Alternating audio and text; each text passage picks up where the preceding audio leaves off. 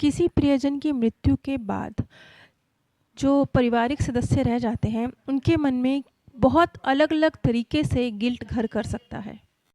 और कई बार ये जो गिल्ट की भावना होती है, बहुत ही अतार्किक होती है और जैसे हम प्रकृति के नियमों को चैलेंज करने की कोशिश कर रहे हों, कुछ इस तरह की भी होती हैं। जैसे बहुत सारे लोग ऐसे होते हैं, अगर उनके परिवार के किसी सदस्य का या एक से ज़्यादा सदस्यों का किसी दुर्घटना में स्वर्गवास हो गया है, तो वो खुद को दोषी मान रहे होते हैं कि वो क्यों नहीं उस सफ़र पे उनके साथ थे। वो अगर उस सफ़र पे उनके साथ होते तो क्या पता वो उनको बचा लेते, या कितना अच्छा होता वो उनके साथ चले जाते।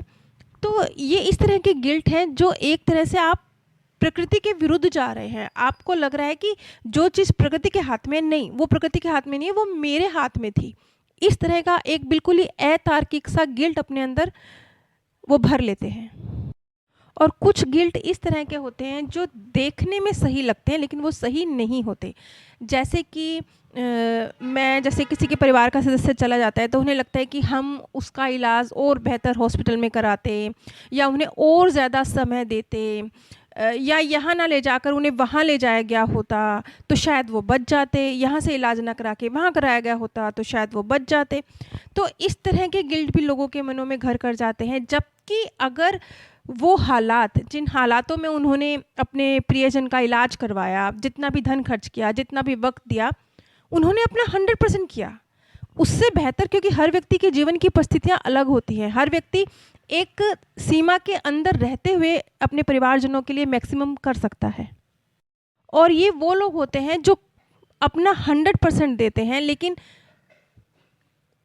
कई बार जब व्यक्ति चला जाता है तो कुछ समाज के लोग इस तरह की बातें करते हैं, उनके अंदर गिल्ट भरने का कार्य करते हैं, और कुछ व्यक्ति खुद को दोषी मान रहे होते हैं कि क्योंकि हमने कम धन लगाया, जबकि उन्होंने अपनी हैसियत से पूरा धन लगाया होता है, या क्योंकि हमने कम समय दिया, जबकि उन्होंने अपने जितना भी वो समय वो दे सकते हैं उस हिसाब से उन्होंने पूरा समय दिया होता है। क्योंकि एक भगवान ने भौतिक जीवन ऐसा दिया है कि आप बिल्कुल अपना काम नहीं छोड़ सकते। पारिवारिक परिस्थितियाँ भी तो हैं, घर के लोगों की जिम्मेवारी हैं।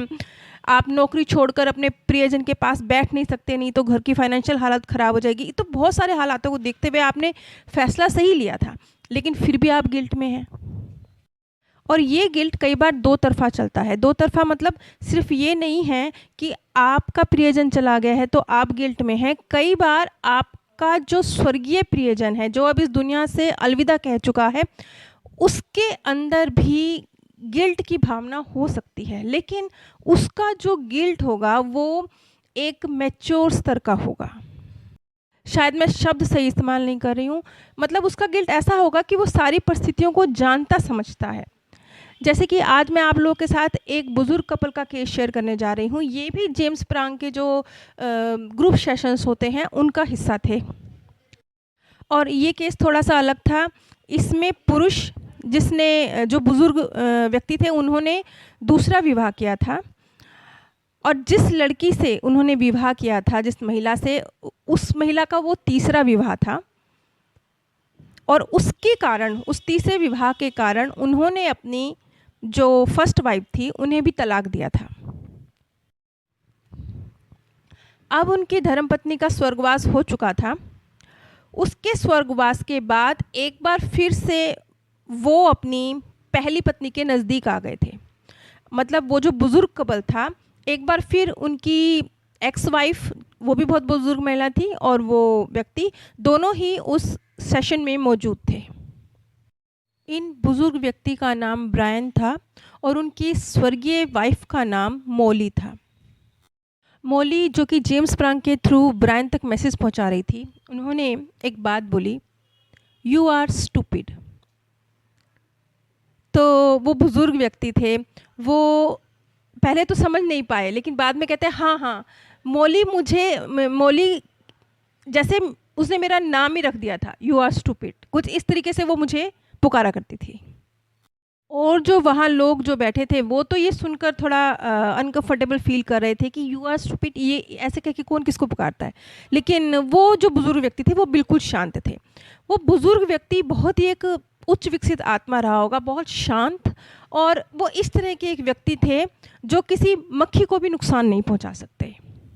और मौली जो कि उनकी सेकंड वाइफ थी, उसके साथ भी उन्होंने इतना किया था कि जब मौली के पिताजी मृत्युशैया पर थे, उनको सेवा की ज़रूरत थी, उस समय वो जहाँ रहते थे वहाँ से शिफ्ट करके मौली के जो जहाँ पिताजी रहते थे उस घर में शिफ्ट किया था। और आखिरी वक्त में अपने ससुर जी की उन्होंने बहुत सेवा की थी। मतलब मौली से ज़्यादा उन्होंने अपने मौली के पिताजी का ख्याल रखा था।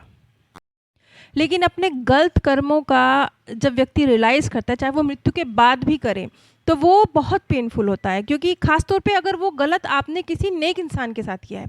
क्योंकि जो मौली है जिनका आप स्वर्गवास हो चुका है, उन्होंने अपने पति और उनकी जो पहली वाइफ थी उसके साथ कुछ भी अच्छा नहीं किया था, जबकि उनके पति का व्यवहार उनके साथ बहुत नेक था।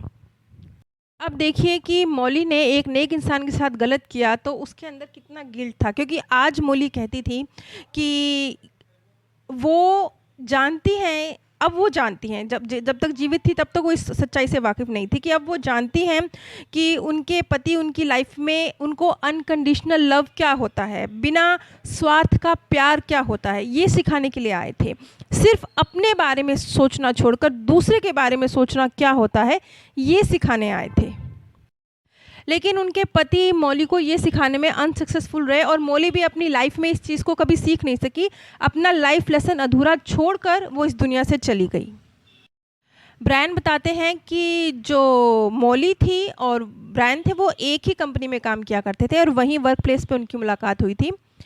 और बहुत ही चालाकी से, बहुत ही प्यार जताकर उन्होंने ब्रायन की लाइफ में घुसना शुरू किया था। उस वक्त ब्रायन मैरिड थे, लेकिन उन्होंने उनकी वाइफ के ख़िलाफ़ इस तरीके से उनके दिमाग को भरा कि वो उनसे झूठ बोल रही है, वो उनको चीट कर रही है, कि एक तरह से ब्रायन का माइंड वॉश हो गया और उन्होंने इस चीज़ पर यकीन कर लिया कि शायद उनकी फ़र्स्ट वाइफ उनके साथ चीट कर रही है और उसे तलाक देकर उन्होंने मौली से शादी कर ली।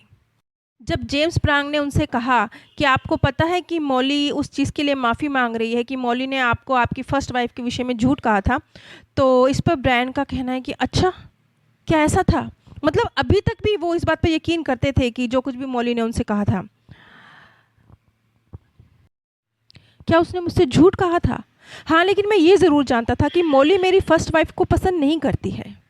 सिर्फ इतना नहीं, ब्रायन के अपनी पहली वाइफ से 3 बच्चे भी थे। जिस वक्त ब्रायन का एक तरह से माइंड वॉश करके मौली ने ब्रायन से शादी करी थी, एक तरह से उसने एक हंसता खेलता परिवार बर्बाद कर दिया था। लेकिन अब मौली की परिस्थितियाँ बिल्कुल चेंज हो चुकी थी, मौली हकीकत से वाकिफ़ हो चुकी थी। तो जेम्स स्प्रांग कहते हैं कि वो बिल्कुल मुझे, जैसे वो रो रही है, इस तरह की हालत में मौली उनके सामने थी। उसे इस बात का दुख लग रहा था कि उसने क्या किया, उसका सेल्फिश नेचर, उसकी घटिया सोच, हर वक्त हर किसी से डिमांड करना, ये इतना ज़्यादा हो गया था कि उसने एक परिवार को तबाह कर दिया। मौली जो जेम्स स्प्रांग के थ्रू अपने पति ब्रायन से संपर्क कर रही थी, वो इसलिए क्योंकि वो माफ़ी मांगना चाहती थी। उसके अंदर गिल्ट बहुत ज़्यादा था। यहाँ पर जो लोग पीछे रह गए हैं उनमें नहीं, बल्कि जो इस दुनिया से जा चुका है उसका गिल्ट इतना ज़्यादा था, उसके अंदर अपनी गलतियों का रियलाइजेशन इतना ज़्यादा था कि वो माफ़ी मांगना चाहती थी ब्रायन से भी और ब्रायन की फ़र्स्ट वाइफ से भी। जब जेम्स स्प्रांग ने कहा कि मौली माफ़ी मांगना चाहती है तो उसके पति हैरान थे। उन्होंने कहा, सच में वो माफ़ी मांगना चाहती है?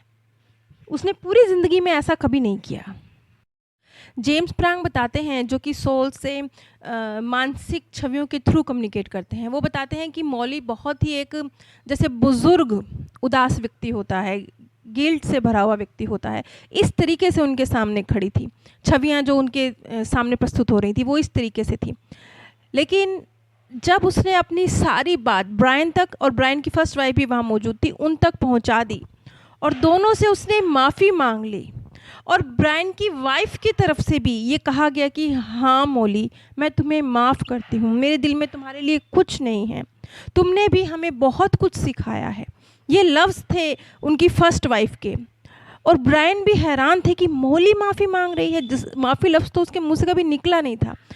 लेकिन उन्होंने भी बहुत शांति से ये मैसेज मौली तक पहुंचाए कि हाँ, मुझे तुमसे कोई नफ़रत नहीं है, मैंने तुम्हें माफ़ कर दिया। जब ये वाले जो ब्रायन और ब्रायन की फर्स्ट वाइफ की फीलिंग्स थी, ये पहुंची मौली तक, तो जेम्स फ्रांक कहते हैं एकदम से उन्हें ऐसे लगा जैसे कि अब वो एक युवा और गिल्ट फ्री लड़की को देख रहे हैं। मतलब वो जो छवि, एक भारी छवि उनके माइंड में आ रही थी ना, जब तक वो गिल्ट में थी, मौली जब तक गिल्ट में थी, जो कुछ उसने पूरे जीवन किया था, क्योंकि रहते हैं जो लोग बहुत ज़्यादा गलत कर्म करते हैं जीवन पर्यंत, देखिए सबकी कैटेगरी अलग अलग होती है, कुछ लोग तो करते हैं और मृत्यु के बाद भी रियलाइज़ नहीं करते, और कुछ लोग रियलाइज़ करते हैं। तो जहाँ तक मौली का सवाल है, मौली को मृत्यु के फ़ौरन बाद, जब वो सोल वर्ल्ड में गई होगी, जब वो अपने मार्गदर्शक से मिली होगी, जब उसका लाइफ रिव्यू हुआ होगा, तो उसे एहसास हुआ होगा कि उसने बहुत कुछ गलत किया। और एज ए टीचर आया था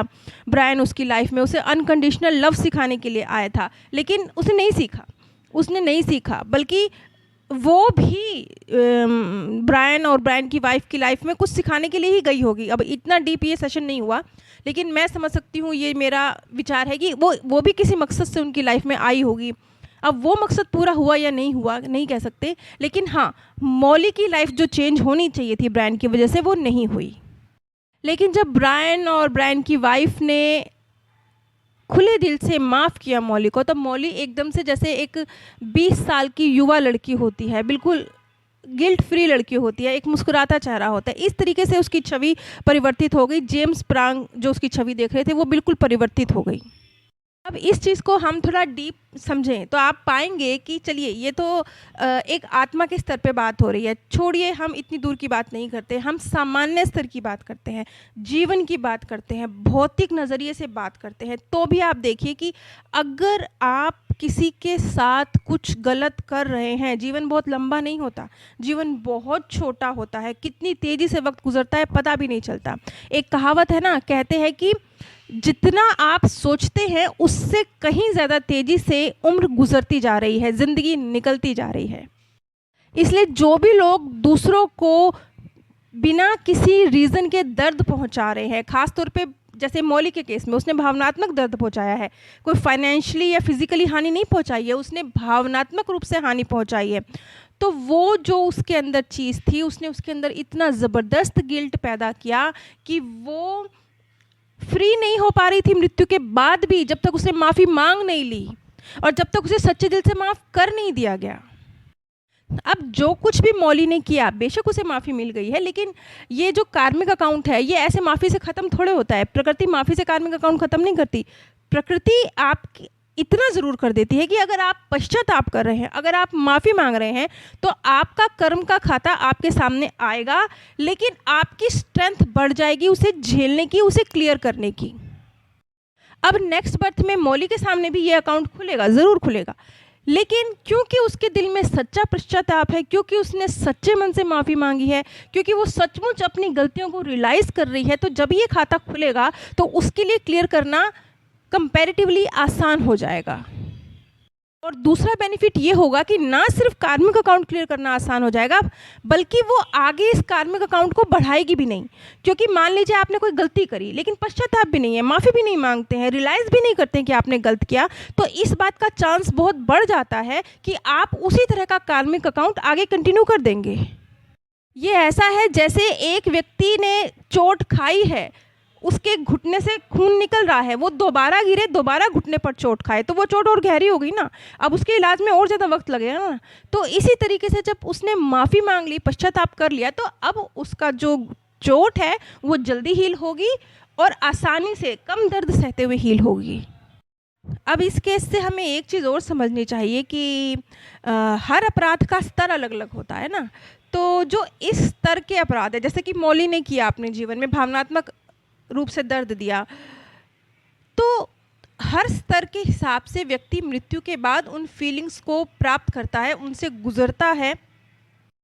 यानी व्यक्ति का सोच, उसकी नज़रिया जो होता है जीवन के प्रति, वो मृत्यु के बाद परिवर्तित हो जाता है। तो कई बार जैसे आप लोग के सवाल आते हैं मेरे पास कि बहुत छोटी छोटी बातें, कि मेरे पिताजी ये चाहते थे, मेरी मम्मी जी ये चाहती थी, वो मेरी शादी देखना चाहते थे, वो घर देखना चाहते थे, कुछ भी छोटी छोटी बातें। हम किस नज़र से बात कर रहे होते हैं? हम एक इंसान की नज़र से बात कर रहे होते हैं, क्योंकि जब वो हमारे सामने थे तो एक भौतिक जीवन जी रहे थे ना, उस तरीके से हमारे सामने थे, वही इच्छाएं थी। लेकिन मृत्यु के बाद, सोल वर्ल्ड में पहुंचने के बाद, अपने मार्गदर्शक से मुलाकात के बाद, अब वो उस नज़र से सोचने वाले भौतिक इंसान नहीं हैं। उनकी सोच परिवर्तित हो चुकी है।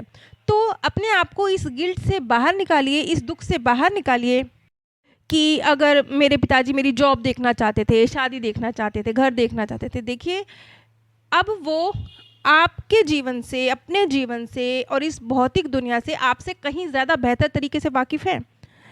आप उन्हें अब क्या सिखाएंगे? वो आपसे कहीं ज़्यादा अपने मार्गदर्शक के सानिध्य में बैठे हैं, वो कहीं ज़्यादा जानते हैं। ये भौतिक दुनिया उनके लिए उसी दिन ख़त्म हो गई जिस दिन उनका भौतिक शरीर ख़त्म हुआ, और ये भौतिक भावनाएं भी।